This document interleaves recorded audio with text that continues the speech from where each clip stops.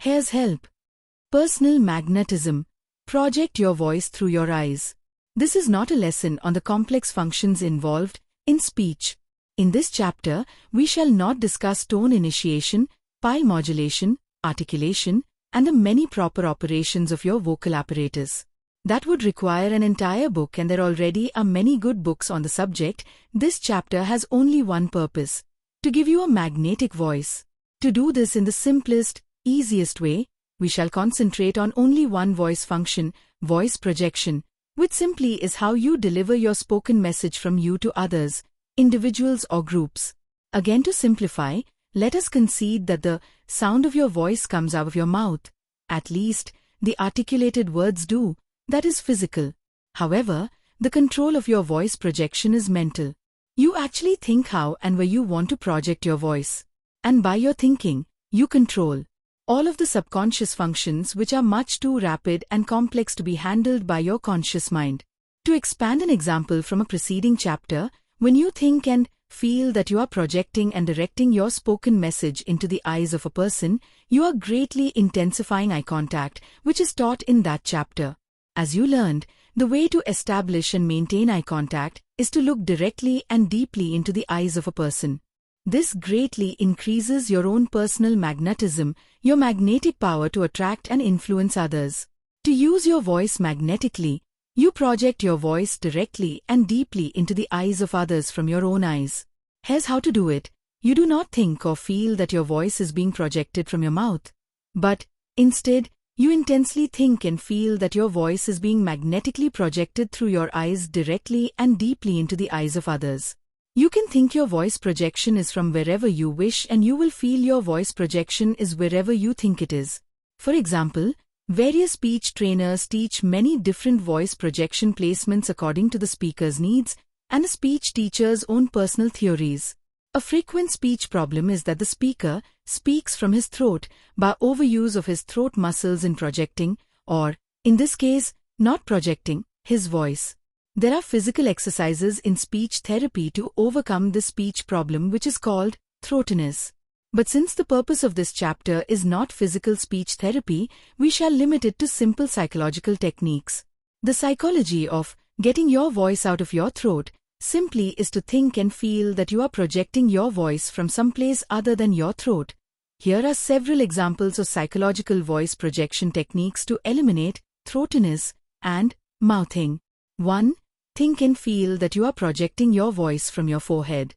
This gets your voice out of your throat, gives it lift, and greatly improves tone and resonance, especially if you practice humming tone placement. 2. The wife of a former president decided to go public, and, because this required frequent speaking, she took speech lessons. She was taught to speak 6 inches in front of her mouth. This got her voice out of her throat, mouth, and nose. 3.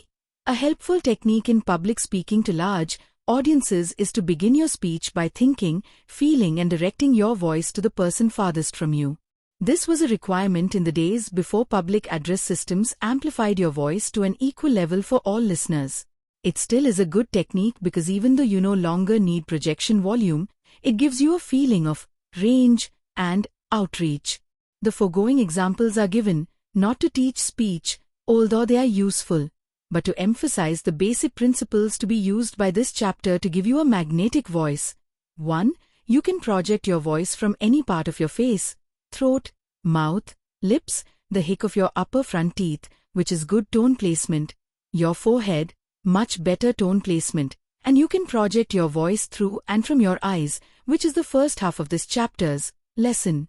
You do this simply by thinking how your voice is being projected, and feeling that it is being projected exactly as your thoughts direct. 2. Not only can you project your voice from your eyes, but you also can control where, the exact place, you want your voice to be received. Thus, you can project your voice through and from your eyes directly and deeply into the eyes of others, simply by thinking and feeling that you are doing so. The effect is hypnotically magnetic. You will remember that preceding chapter lessons taught that looking directly and deeply into the eyes of others, eye contact, greatly intensified your personal magnetism and enabled you to use magnetic eye language.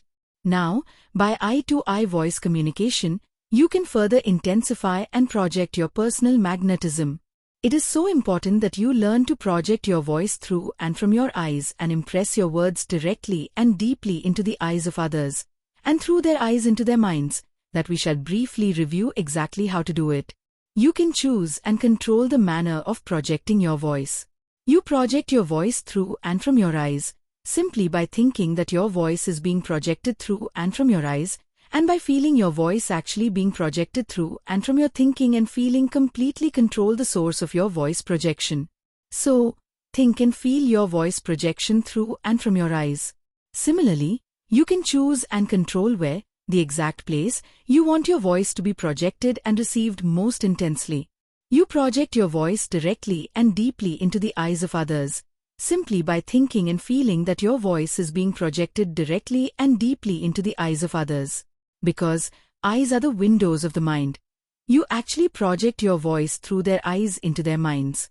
This, of course, is the basis of hypnotism. But this series of chapter lessons concerns personal magnetism, which is sufficiently powerful itself as you learn how to generate an inner glow. In the next chapter,